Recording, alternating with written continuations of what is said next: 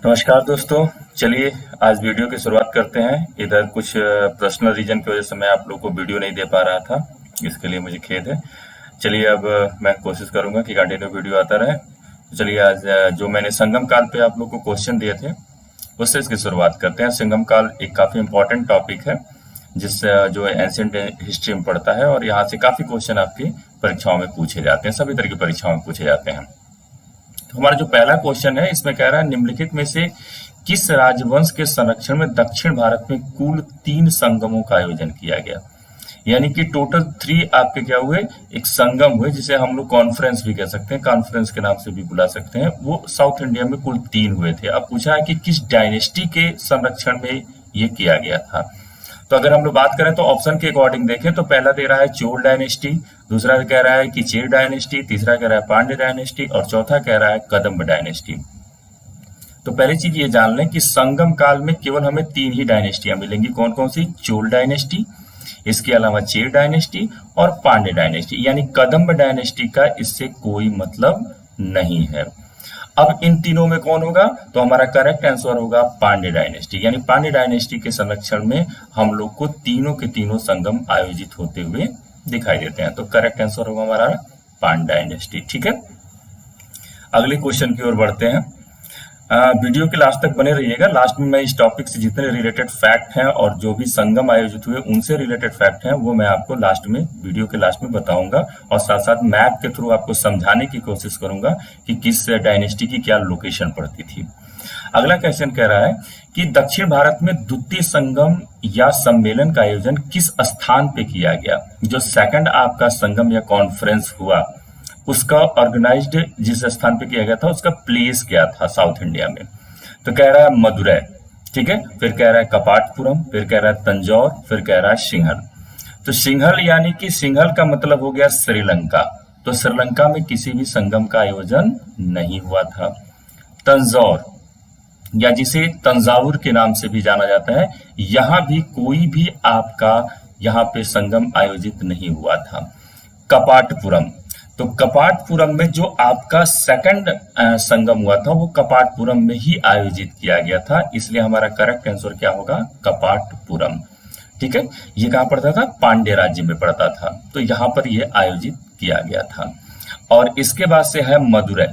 मदुरै ये भी पांड्य राज्य में था, ठीक है, लेकिन यहाँ पर प्रथम संगम हुआ था, द्वितीय संगम नहीं। तो द्वितीय संगम का हमारा करेक्ट आंसर क्या हो जाएगा? कपाटपुरम। यहाँ पर क्या किया गया था? आपका द्वितीय संगम आयोजित किया गया था।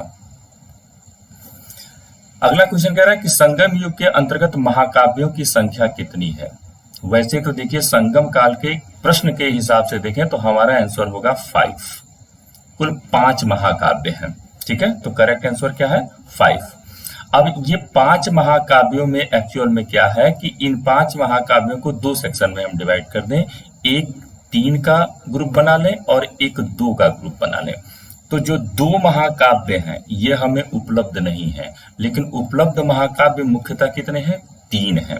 और इन तीनों महाकाव्यों को अगर हम देखें तो ये काफी दक्षिण भारत का इतिहास समझने के लिए काफी इंपॉर्टेंट है। जैसे इन तीनों महाकाव्यों में नाम क्या है? जैसे शिल्पाधिकारम, मणिमेखलय, जीवक चिंतामणि। और बाकी जो 2 थे, एक का नाम था बलयपति और एक का नाम था कुंडल केसिन। लेकिन कुंडल केसिन और बलयपति उपलब्ध नहीं है। तो करेक्ट आंसर क्या हो गया हमारा? 5। टोटल महाकाव्यों की संख्या कितनी है? 5 है। अगले क्वेश्चन की तरफ चलते हैं। संगम युग में बेलार मुख्यतः किस कार्य से संबंधित थे? ये काफी इंपॉर्टेंट क्वेश्चन है।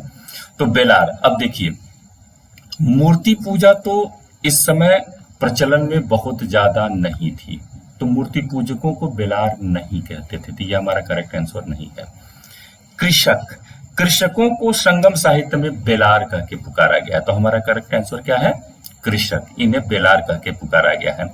व्यापारियों को बेलार नहीं कहा जाता था और दस्तकारी या हैंडक्राफ्ट से रिलेटेड जो लोग होते थे उन्हें भी हम लोग बेलार नहीं कहते थे। इस पूरी चीजें की सारी व्याख्या मैं आपको लास्ट में करूंगा। अगला क्वेश्चन कह रहा है निम्नलिखित में से किस पुस्तक को तमिल साहित्य का व्याकरण ग्रंथ कहा जाता है। काफी इंपॉर्टेंट क्वेश्चन है, लगभग सभी तरह की परीक्षाओं में क्वेश्चन पूछा जा चुका है। और अक्सर पूछा जाता रहता है, काफी इंपॉर्टेंट है।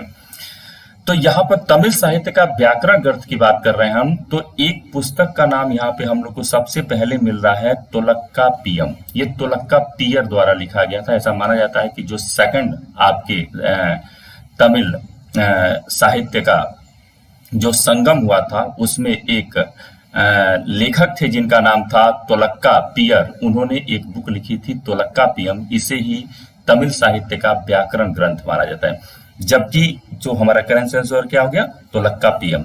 बाकी जो ऑप्शन है जैसे शिल्पाधिकारम, मणिमेखलय, जीवक चिंतामणि, ये तीनों के तीनों क्या है, महाकाव्य हैं, जैसा कि मैंने पहले बताया था। तो ये तो हमारे क्वेश्चन हो गए। अब इस टॉपिक को हम लोग समझते हैं कि क्या क्या चीजें, क्या क्या स्पेशलाइजेशन है इस टॉपिक के अंतर्गत। संगम पीरियड की शुरुआत करते हैं। तो कहा जाता है कि दक्षिण भारत का प्रारंभिक इतिहास जानने का मुख्य स्रोत क्या है, संगम लिटरेचर या संगम साहित्य। संगम साहित्य यानी कि जो 3 संगम हुए, उन 3 संगमों में जो लिटरेचर लिखे गए, उन्हीं के माध्यम से हम लोग को साउथ इंडिया की प्राइमरी हिस्ट्री के विषय में जानकारी मिलती है। ठीक है। हालांकि प्रथम संगम और द्वितीय संगम के साहित्य बहुत ज्यादा उपलब्ध नहीं है, लेकिन तृतीय संगम के ज्यादातर साहित्य उपलब्ध हैं। उन्हीं से ज्यादा हम लोग को जानकारी मिलती है। संगम साहित्य का रचना काल जो है, जो लिखने का काल है, वो सामान्यतः माना जाता है कि प्रथम सदी ईस्वी से लेकर तीसरी सदी ईस्वी के मध्य ये आपकी रचना काल रहा और इस टाइम में ये लिखे गए। संगम काल के अंतर्गत मुख्यतः कृष्णा नदी के दक्षिण में स्थित 3 राज्यों चोल, पांड्य और चेर राज्य का अध्ययन किया जाता है। यानी कि जब भी हम संगम काल की बात करेंगे तो इस संगम काल में मुख्यतः 3 राजवंशों के विषय में चर्चा करेंगे, चोल राजवंश, पांड्य राजवंश और चेर राजवंश। अक्सर ये भी क्वेश्चन पूछा जाता है। अब आइए थोड़ा सा इसको हम लोग मैप के माध्यम से समझते हैं कि कहाँ पे इनकी स्थिति पड़ती थी। देखिए, सबसे ऊपर है कृष्णा नदी और कृष्णा नदी के नीचे का हिस्सा ही आपका मुख्यतः क्या कहलाता है, दक्षिण भारत के नाम से जाना जाता है मुख्य रूप से। ठीक है। अब इसमें देखते हैं कृष्णा नदी के नीचे है पेनार, ये पेनार नदी। पेन्नार नदी से लेकर कावेरी नदी के बीच का हिस्सा जो था ये माना जाता था ये चोल साम्राज्य का हिस्सा था। यहाँ पे चोल शासन करते थे। ठीक है। और इनका देखिए यहाँ पे मैंने मैप में दिखा दिया कि इनका जो राजकीय चिन्ह था वो क्या था, जैसे यहाँ पे मैंने लिख भी दिया है बाघ। इनका राजकीय चिन्ह क्या था, बाघ था। अब दूसरा राज्य देखते हैं पांड्य राज्य। पांड्य राज्य मुख्य रूप से हम लोग को कहा दिखाई दे रहा है, तो कावेरी नदी के दक्षिण और नीचे केरल के हिस्से में एक नदी बहती है, केरल नहीं बल्कि कह लें हम लोग कि केरल और आपका जो तमिलनाडु है उसके हिस्से में एक नदी बहती है जिसका नाम है ताम्रपर्णी नदी। इन दोनों के हिस्से के बीच में जो शासन करते थे वो थे पांड्य, और पांड्यों का मुख्य जो एरिया था वो मदुरै हुआ करता था। और इनका राजकीय चिन्ह क्या था, तो पांड्यों का राजकीय चिन्ह थी मछली। अब देखते हैं चेर डायनेस्टी। तो चेर डायनेस्टी मुख्यतः कहाँ पे, केरल वाले हिस्से में पेरियार नदी के आसपास। ठीक है। इनकी राजधानी होती थी जिसको कहते थे करियूर इनकी राजधानी हुआ करती थी। ठीक है। आगे चलकर वांजी भी मिलता है इनकी राजधानी, और ये माना जाता है कुछ वर्तमान समय का कर्नाटका का हिस्सा भी चेर राज्य के अंतर्गत शामिल था। तो ये मुख्य रूप से केरल वाले हिस्से में शासन करते थे। तो इस तरह से मैप के माध्यम से हम देखते हैं कि इनकी स्थिति क्या थी, और इनका राजकीय चिन्ह क्या था, धनुष इनका राजकीय चिन्ह हुआ करता था। अब देखते हैं कि पांड्य राजाओं के संरक्षण में हम लोग को कुल 3 संगमों या सम्मेलनों का आयोजन दिखाई देता है। ठीक है। कुल 3 संगम हुए। अब इसमें जो फर्स्ट संगम हुआ इसकी क्या क्या स्पेशलाइजेशन है, तो सबसे पहले हम लोग फर्स्ट संगम की बात करें तो संगम का अर्थ क्या होता है, तो संगम का अर्थ होता है मिलन। यानी किसका मिलन, तो कहा जाता है यहाँ पर साउथ के कवियों का यह सम्मेलन था। ठीक है। जो विद्वान लोग थे उनका सम्मेलन होता था, और उसमें ये लोग आते थे और आकर अपनी अपनी रचनाएं रखते थे। उन रचनाओं को पास किया जाता था, और जब जो रचनाएं पास हो जाती थी फिर उनका प्रकाशन किया जाता था। ठीक है। तो इस तरह से हम देखते हैं कि पांड्य राजाओं के संरक्षण में तीन जो आपके संगम हुए, उसमें पहला संगम जो हुआ उसका आयोजन स्थल क्या था, यानी वेन्यू प्लेस क्या था इसका, तो मदुरै। मदुरै में प्रथम संगम का आयोजन किया गया था और इस प्रथम संगम के अध्यक्ष बनाए गए थे कौन, अगस्त ऋषि को कहा जाता है कि ये प्रथम संगम के अध्यक्ष बनाए गए थे। ये भी माना जाता है कि दक्षिण भारत में आर्य सभ्यता को प्रसारित करने का कार्य किसने किया था, अगस्त ऋषि ने ही किया था। ऐसा माना जाता है कि प्रथम संगम में कुल 4400 वर्ष चला था। प्रथम संगम जो इसका ड्यूरेशन रहा, ऐसा माना जाता है 4400 वर्ष चला था और लगभग माना जाता है 89 पांड्य राजाओं ने इस संगम का संरक्षण किया था, यानी इस संगम को संरक्षण दिया था। लेकिन ये दुर्भाग्य है कि इस संगम का कोई भी साहित्य हमारे पास अभी वर्तमान समय में उपलब्ध नहीं है। अगले संगम की तरफ चलते हैं। द्वितीय संगम। द्वितीय संगम का आयोजन स्थल था कपाटपुरम। यह कपाटपुरम में आयोजित किया गया था। ठीक है, इसके भी ऋषि बनाए गए थे अगस्त ऋषि, यानी इसके अध्यक्ष भी कौन थे, अगस्त ऋषि को ही बनाया गया था। द्वितीय संगम में कहा जाता है कि तोलक्का पियर भी थे इसमें। कुछ किताबों में आपको यह भी मिलेगा कि संभवतः अगस्त ऋषि के बाद इस काउंसिल का हेड किसे बना दिया गया था, तोलक्का पियर को बना दिया गया था, लेकिन यह बहुत ज्यादा मान्य नहीं है। तोलक्का पियर ने इसी दौरान एक बुक लिखी थी, तोलक्का पियम, और इसी पुस्तक को हम लोग क्या कहते हैं, तमिल साहित्य का व्याकरण ग्रंथ के नाम से जाना जाता है। जैसे हम लोग संस्कृत का प्रथम व्याकरण ग्रंथ किसे कहते हैं, तो पाणिनि की अष्टाध्यायी। पाणिनि की अष्टाध्यायी को क्या कहा जाता है, संस्कृत का प्रथम व्याकरण पुस्तक के नाम से जाना जाता है। कहा जाता है कि इस संगम को कुल 59 पांड्य राजाओं ने संरक्षण दिया था। इस संगम के लिखी पुस्तकों में तोलक्का पियर की जो तोलक्का पियम है, ये काफी फेमस बुक है और इससे काफी हम लोग को इनके विषय में ऐतिहासिक जानकारी मिलती है। अगले संगम की तरफ चलते हैं। तृतीय संगम। कहा जाता है तृतीय संगम कहां पे हुआ, तो फिर ये उत्तरी मदुरै या मदुरै में आयोजित किया गया और इसके अध्यक्ष बनाए गए, नकिर्रन को इसका अध्यक्ष बनाया गया था तृतीय संगम का।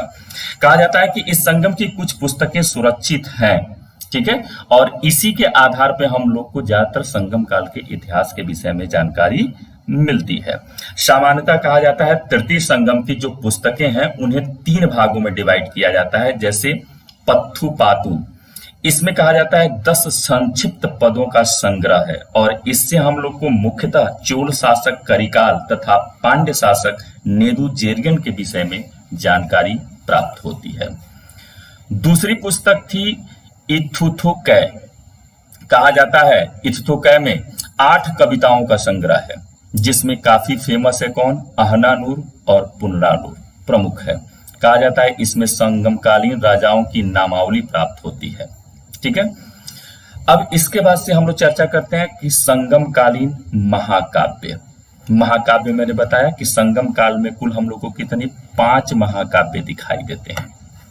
इन 5 महाकाव्यों में कौन, शिल्पदिकारम, मणिमेखलय, जीवक चिंतामणि, बलयपति और कुंडलकेशी। इसमें से क्या है कि प्रथम 3 हमें उपलब्ध हैं, बाकी 2 पुस्तकें उपलब्ध नहीं हैं। ठीक है, इनके विषय में हम लोग को कोई स्पष्ट जानकारी नहीं मिलती है। अगर हम लोग शिल्पदिकारम की बात करें तो कहा जाता है कि इस पुस्तक का जो लेखक था वो चेर वंश का एक राजा हुआ करता था, सेनगुट्टवन, और उसका भाई था इलांगो अदिगल। इलांगो अदिगल को ही शिल्पदिकारम का लेखक माना जाता है। कहा जाता है कि इस पुस्तक में पुहार यानी कि कावेरी पत्तनम एक शहर है आपका, वहां के एक धनी व्यापारी कोवलन और उसकी पत्नी कणिज्ञा तथा उसकी एक प्रेमिका हुआ करती थी माधवी, जो एक नर्तकी थी, उसकी प्रेम कथा पर आधारित है। इसके बाद से हम बात करें अगर मणिमेखलय की, तो मणिमेखलय के बारे में कहा जाता है कि इसकी रचना का श्रेय मदुरा के एक व्यापारी को दिया जाता है जिसका नाम था शीतलय सतनार। कहा जाता है कि यह जैन धर्म से संबंधित था और इस पुस्तक में जो स्टोरी दी गई है वो इस पे आधारित है कि जो आपका शिल्पदिकारम का नायक होता है कोवलन और जो नर्तकी होती है माधवी, उससे उसे एक पुत्री उत्पन्न होती है जिसका नाम है मणिमेखले, और उसी के आधार पर इस पुस्तक का नाम भी मणिमेखले रखा गया है और उसके बारे में चर्चा की गई है। तीसरी पुस्तक है जीवक चिंतामणि। इसके लेखक का नाम त्रिक्कल देव को माना जाता है। ये भी एक जैन साधु हुआ करते थे और इन्होंने अपनी पुस्तक में कहा जाता है एक आदर्श नायक की कथा प्रस्तुत की है, जो कहा जाता है कि युद्ध और शांति दोनों में ही अत्यंत कुशल था। तो ये संगमकालीन महाकाव्य हैं। आगे चलते हैं, देखते हैं। अब चोल वंश के बारे में जानते हैं। जैसा कि हम लोग जानते हैं कि इतिहास में चोल वंश हमें 2 बार दिखाई देता है, ठीक है। तो ये प्रारंभिक चोल वंश है। कहा जाता है कि जो प्रारंभिक चोल वंश था, इसकी जो राजधानी हुआ करती थी, ठीक है, वो कहां पे हुआ करती थी? तो उरैयूर। आगे चलकर क्या हो गई? तंजावुर। और लास्ट में कहा जाता है इसकी सबसे महत्वपूर्ण राजधानी हो जाती है कावेरी पत्तनम, जिसे इतिहास में पुहार के नाम से भी जाना जाता है। ये क्वेश्चन कई बार पूछा जा चुका है कि चोलों की किस राजधानी को पुहार के नाम से भी जाना जाता था? तो किसे कहते थे हम? कावेरी पत्तनम को पुहार के नाम से भी जानते थे। कहा जाता है चोल शब्द का शाब्दिक अर्थ होता है नया प्रदेश। कहा जाता है कि संगम काल के दौरान सबसे शक्तिशाली जो राजवंश था वो चोल वंश था और इसे चोल मंडलम भी कहा जाता है। माना जाता है कि जो चोल वंश था वो मुख्यतः पेन्नार तथा बेलारू नदी के मध्य स्थित था। संगम काल का सबसे महत्वपूर्ण राजवंश होने के साथ साथ कहा जाता है इस वंश का जो सबसे प्रसिद्ध राजा हुआ था उसका नाम था करिकाल। करिकाल का अर्थ होता है जले पांव वाला। कहा जाता है इसने चोल वंश की प्रतिष्ठा को काफी ऊपर पहुंचा दिया था। करिकाल ने कावेरी पत्तनम नागर जो शहर है, जो इनके आगे चलकर राजधानी बनी, उसकी स्थापना किसने किया था? तो कहा जाता है करिकाल ने ही किया था। कहा जाता है करिकाल ने एक युद्ध लड़ा जिसे वेड़ी के युद्ध के नाम से जाना जाता है, और इस वेड़ी के युद्ध में करिकाल ने क्या किया? तो करिकाल ने वेड़ी के युद्ध में आपके चेर और पांड्य राज्य की संयुक्त सेना को पराजित किया था। इसके बाद से देखते हैं चेर वंश।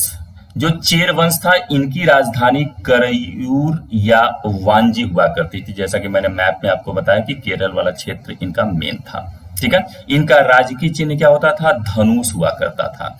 इनका प्रथम ऐतिहासिक राजा उदयन जेरल हुआ और सबसे प्रसिद्ध राजा सेनगुट्टुवन हुआ। कहा जाता है कि सेनगुट्टुवन को लाल चेर के नाम से भी जानते हैं और इसने कड़ग्गी पूजा या पत्नी पूजा की शुरुआत की थी। ये काफी इंपॉर्टेंट है, कई बार पूछा गया है कि किस राजवंश के लोगों ने कड़ग्गी पूजा या किस शासक ने पत्नी पूजा या कड़ग्गी पूजा की शुरुआत की थी? तो कौन थे? चेर वंश। अगर शासक पूछेगा तो सेनगुट्टुवन या इसे लाल चेर के नाम से भी जानते हैं, जिसने कड़ग्गी पूजा या पत्नी पूजा को प्रारंभ कराया था। ऐसा ये भी माना जाता है कि चेरों के समय ही दक्षिण भारत में पहली बार गन्ने की खेती प्रारंभ हुई, यानी शुगर कैन की पहली बार खेती साउथ इंडिया में किसके समय प्रारंभ हुई? तो चेर शासकों के समय ही इसे स्टार्ट किया गया था। पांड्य राज्य के बारे में जानते हैं। पांड्य राज्य के बारे में कहा जाता है कि पांड्य राज्य जो प्रेजेंट टाइम का तमिलनाडु का क्षेत्र है, वही उनका मूल क्षेत्र हुआ करता था और इनकी कैपिटल कहाँ हुआ करती थी? मदुरै में हुआ करती थी। इनका जो राजकीय चिन्ह था वो मछली हुआ करता था। कहा जाता है कि इस वंश का प्रथम जो फेमस या प्रथम जो रूलर हुआ उसका नाम था नेडियोन। नेडियोन इस वंश का प्रथम राजा हुआ। कहा जाता है कि नेडियोन ने अपने राज्य में एक नई प्रथा शुरू की, समुद्र पूजा। कहा जाता है कि पांड्य राज्य में समुद्र पूजा की शुरुआत हुई और इसे शुरुआत करने वाला कौन था? नेडियोन था। बट इस वंश का जो सबसे फेमस रूलर हुआ था उसका नाम था नेडुजेलियन। नेडुजेलियन इस वंश का सबसे फेमस रूलर हुआ करता था। कहा जाता है नेडुजेलियन ने क्या किया था? तो 290 ईस्वी के आसपास इसने तलैलंगम का युद्ध लड़ा, और ये तलैलंगम कहाँ पे है? तो कहा जाता है कि जो तंजौर है, इसे ही तंजौर जिले में एक जगह पड़ती है जिसका नाम है तलैलंगनम, और यहीं पे इसने युद्ध लड़ा और राजाओं के काफी संघ को इसने पराजित किया था। अब देखते हैं कि प्रशासन के बारे में कि संगमकालीन प्रशासन किस हिसाब से विभाजित हुआ करता था। तो प्रशासन में अगर हम लोग बात करें तो प्रशासन में सबसे पहले देखते हैं कि जो पूरा का पूरा आपका राज्य होता था, साम्राज्य होता था, ठीक है, उसे हम लोग क्या कहते थे, तो मंडलम कहा गया है। जो उस राज्य के अंतर्गत जो छोटे छोटे स्टेट बनाए गए थे, प्रांत, उन्हें क्या कहते थे हम लोग, नाडु कहा करते थे। जो शहर होते थे, सिटी होती थी, उसे उर कहा जाता था। जो बड़े गांव होते थे उसे पेरू कहते थे, छोटे गांव को सीरू कहते थे, और स्थानीय लोगों की सभाएं होती थी प्रशासन चलाने के लिए, उसे किस नाम से, मनरम के नाम से जाना जाता था। जो पांड्यों का शासन था वो कैसा था, राजतंत्रात्मक था, यानी राजा शासन करता था, तथा राजा का पद कैसा होता था, वंशानुगत होता था, वंश परंपरा पर आधारित था। सामान्यतः राजा का जो बड़ा पुत्र होता था वही शासन का उत्तराधिकारी होता था। संगम काल के किसी भी साहित्य में या किसी भी सोर्स में हम लोग को किसी महिला शासिका का उल्लेख नहीं मिलता है। यानी कभी भी आपसे अगर क्वेश्चन पूछा जाता है कि क्या संगम काल में कोई महिला शासिका हुई, तो हमारा उत्तर होगा नहीं, संगम काल में कोई भी महिला शासिका नहीं हुई थी। आय का मुख्य स्रोत भूमिकर था। भूमिकर को क्या कहते थे, कराई के नाम से जाना जाता था, और ये कितना लिया जाता था, तो कुल उपज का 1/6 भाग लिया जाता था। ठीक है, तो आय का मुख्य स्रोत क्या था, भूमिकर, और कितना लिया जाता था, 1/6 लिया जाता था। संगमकालीन जितने भी राजवंश है, चाहे वो चोल वंश हो, चाहे चेर वंश हो, चाहे पांड्य वंश हो, तीनों के तीनों राजवंशों ने ब्राह्मण धर्म को अपना राजधर्म बनाया था, और तीनों के तीनों राजवंश के जो रूलर हुआ करते थे वो ब्राह्मण धर्म के अनुयायी हुआ करते थे। ऐसा कहा जाता है कि संगम युग में, चूंकि अगस्त ऋषि ने संगम युग में, माना जाता है कि अगस्त ऋषि ने ही हिंदू धर्म को कह लें या ब्राह्मणी धर्म दर्शन को कह लें साउथ इंडिया में ले जाने का काम किया गया था। तो संगम युग में अगर हम देखें तो कुछ देवताओं की पूजा होती थी, जैसे मुर्गन, या इन्हें सुब्रमण्यम के नाम से भी जाना जाता है। ये सामान्यतः उत्तर भारत में जो शिव के पुत्र हैं कार्तिकेय, उनसे इनकी तुलना की जाती है। कुरुंजी एक देवी के रूप में पूजा की जाती थी, और माना जाता था जैसे उत्तर भारत में काली की पूजा होती है, वैसे ही दक्षिण भारत में कुरुंजी की पूजा होती थी, और ये क्या थी, युद्ध की देवी हुआ करती थी। इसके अलावा शिव, विष्णु, इंद्र इत्यादि की भी आपके संगम काल में पूजा प्रचलित थी।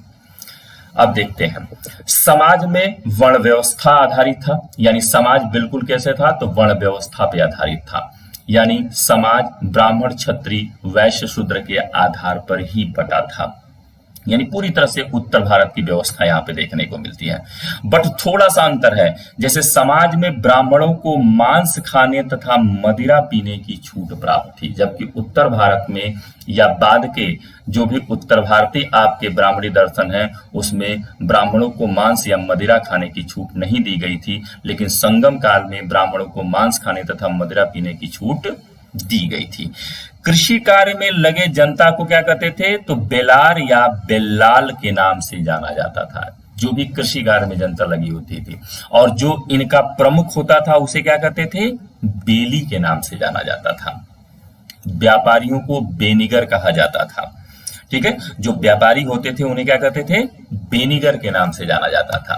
संगम काल में लोगों का प्रमुख खाद्य फसल क्या था, तो कहा जाता है कि प्रमुख खाद्य फसल चावल हुआ करता था। कहा जाता है संगम काल के लोग चावल, रागी और गन्ना, ये तीन इनकी प्रमुख फसलें हुआ करती थी, जिसमें सबसे प्रमुख खाद्य फसल क्या थी, चावल थी। और चावल में यह भी उल्लेख मिलता है कि ये दूध मिलाकर क्या करते थे, सांभर तैयार किया करते थे। इसके अलावा समाज में हम देखें तो समाज में विधवा विवाह प्रचलित था, पुनर्विवाह होता था, सती प्रथा के भी यहाँ से हमें प्रमाण प्राप्त होते हैं कि समाज में सती प्रथा प्रचलित थी। इसके साथ साथ और भी चीजें हम लोग को जैसे पता चलती है, जैसे कहा जाता है कि इस काल में सूत कातने तथा वस्त्र बुनने का कार्य सामान्यतः स्त्रियां किया करती थी। ठीक है, इसके अलावा यहाँ के लोग नाव निर्माण, पानी के जहाज निर्माण तथा नमक बनाने के व्यवसाय से भी भली भांति परिचित थे। अगस्त ऋषि को तमिल साहित्य का पिता कहा जाता है, क्योंकि माना जाता है कि दक्षिण भारत के आर्यीकरण का कार्य किसने किया था? अगस्त ऋषि। और इसके साथ साथ चूंकि 2 संगमों का आयोजन इन्हीं के अध्यक्षता में किया गया था, इसलिए अगस्त ऋषि को हम लोग क्या कहते हैं? तमिल साहित्य का पिता कहा जाता है। तो आज के लिए बस इतना। अगली वीडियो हम लोग की किससे आएगी? तो अगला हम लोग टॉपिक शुरू होंगे अब कॉन्स्टिट्यूशन से, इंडियन कॉन्स्टिट्यूशन से शुरुआत करेंगे। बने रहिए और हिस्ट्री के बचे हुए टॉपिकों को हम लोग फिर कुछ दिन बाद शुरुआत करेंगे। Thank you.